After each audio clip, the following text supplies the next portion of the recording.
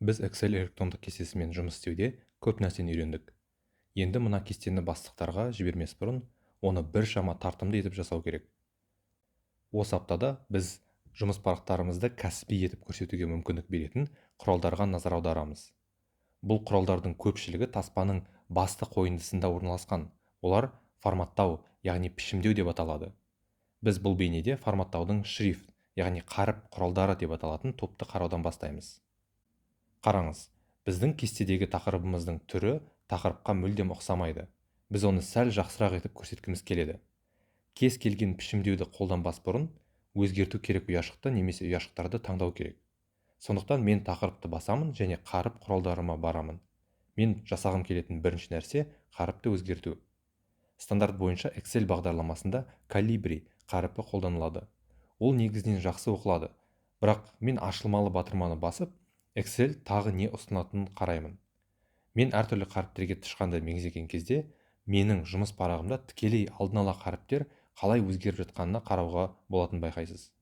Әдетте біз жұмыс жасап жатқан компанияның стандартты қаріптерін қолдануымыз керек.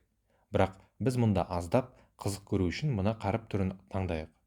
Істеуім керек тағы бір нәрсе, бұл тақырыпты сәл үлкенірек ету. Қаріптің оң жағында қаріп өлшемі орналасқан.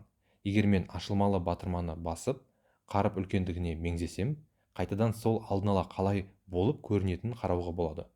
Осылайша мен өзіме ұнаған үлкендікті таңдағанша қараймын. Қаріп өлшемінің оң жағында екі пайдалы құрал бар. Қаріпті үлкейту және кішірейту құралдары. Олар жылдам түзетулер енгізуге мүмкіндік береді.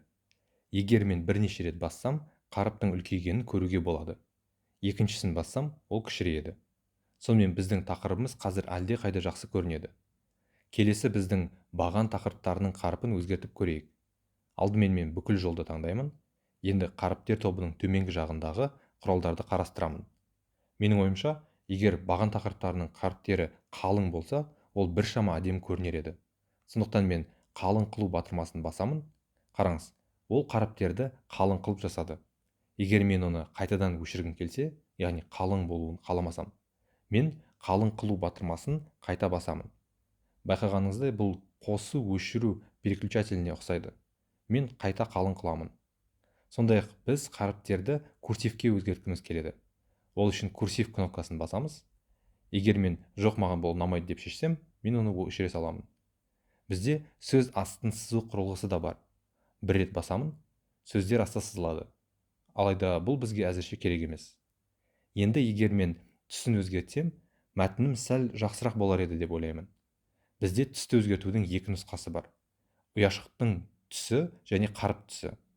Ұяшық түсі кішкене бояу шелегіне ұқсайды және ол ұяшық түсін толық өзгертеді. Мен ашылмалы батырманы басамын және көк түсті таңдаймын. Содан кейін мен қаріптің түсіне келемін. Ашылмалы мәзірді қайтадан басып, оны ақ түске өзгертемін. Біздің кестеміз жақсы көріне бастады. Енді өзіңіз осы құралдармен ойнап көріңіз.